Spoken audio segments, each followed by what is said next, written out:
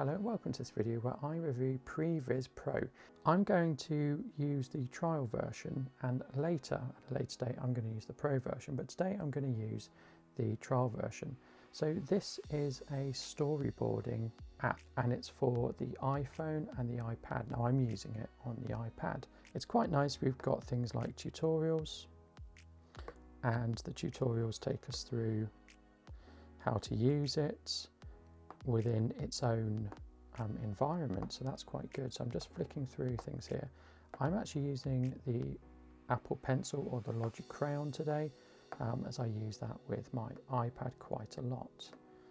We've also got some inspiration here. These are quite good, you can look at them. I really like these famous examples they've done. So here's one from Jaws, and if we go into the viewer, we can see here we've set up, or they've set up, something from the Jaws film. You can see it's watermarked with Made in Previs Pro.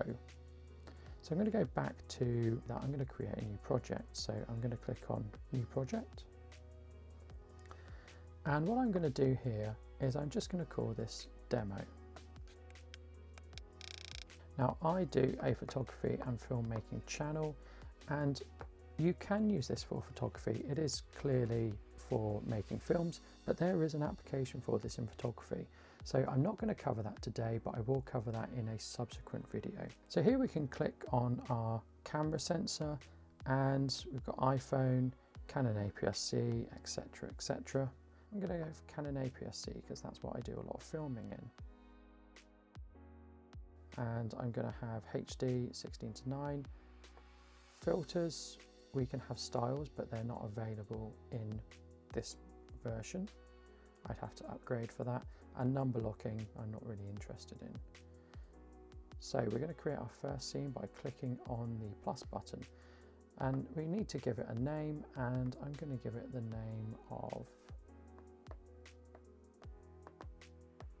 Outdoor 1. That's going to signify first outdoor scene. So we can pick our set here, and we can have interior or exterior. It's going to be exterior, and it's going to be at sunset. I can write some notes here if I want, but I'm not going to. And in fact, I am going to write some notes here. Now that will become useful later, and we'll see why. So I'm going to click done, and now I'm in my outdoor scene, and it defaults with 2 people. Now what I can do, I can click on them, and I can select them, and I can basically change them about. I can change the skin color. Let's go for purple, and I can change the color of their tops and stuff. I can change if they're male or female, etc. I can change their height. I'm going to go with 180. I can add this to a cast, and when I add it to a cast, what I'm doing is I'm basically making a preset. Okay, done. So I presetted him, and I can move him. If I tap on him, I can move him about in the scene. I can rotate him, and we can see over here in this sort of director's preview what's happening there. So I can move him closer. This other character I can change as well. If I click back on him, I can delete him. I can change his pose, which I think is amazing. Let's go for gesture, and let's do that. Now I'm going to go back to pose, because we have something called pose cap, and if you have a more modern iPhone or a A12 device, then what you can do is you can use facial capture and you can set your poses. Now I can't do that, so I'm just going to leave him like that.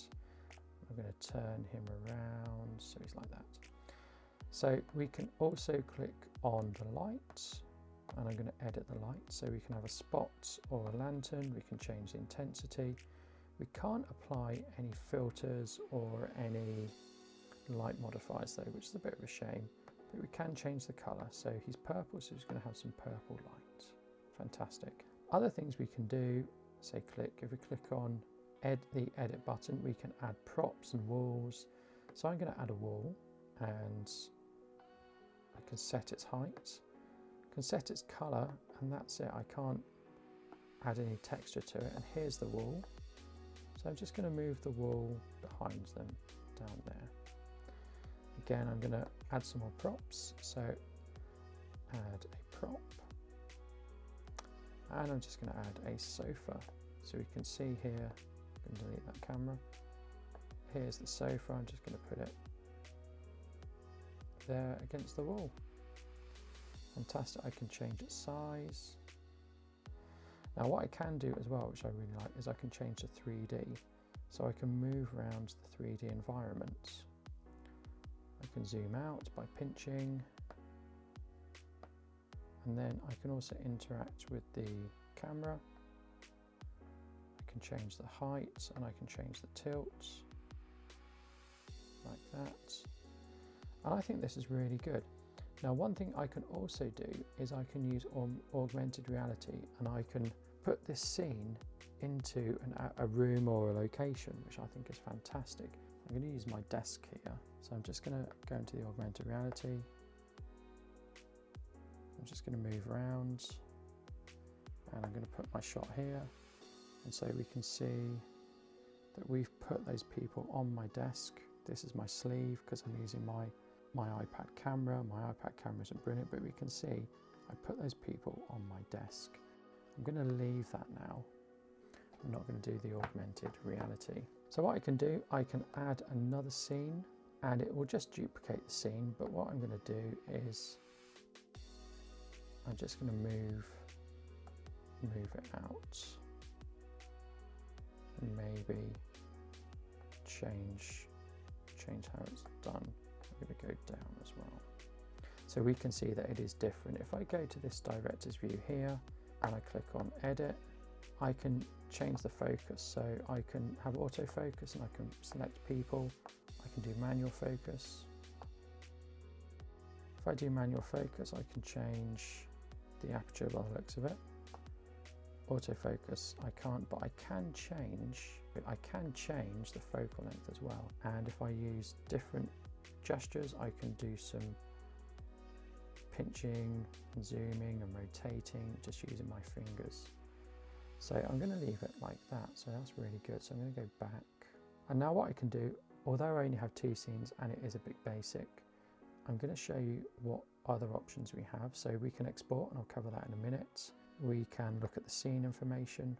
Where I put notes here before, we've got notes here. So let's go back to the other thing. We've got the shot information, which is quite useful. Again, it's not going to be useful for photography, but it will be useful for a film crew, and we can add equipment and various other things, and we can put it against each shot. But I'm going to export it.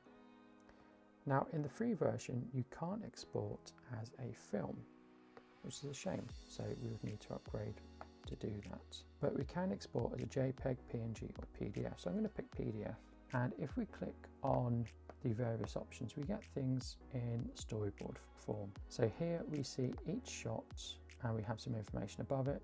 Here we just see the shot on its own. And here we see sort of details about each shot. Probably this one is how we're going to export it. So let's click on export. It creates our document.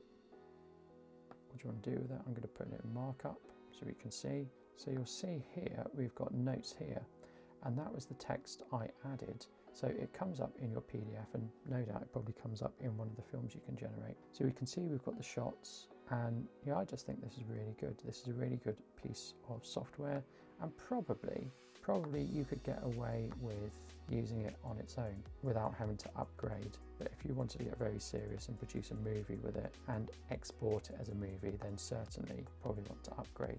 But let me know what you think. Do you think this has been a good review, and would you like to see more of these type of reviews, and would you like to see more of Previs Pro? Do let me know in the comments below. Thank you. Goodbye.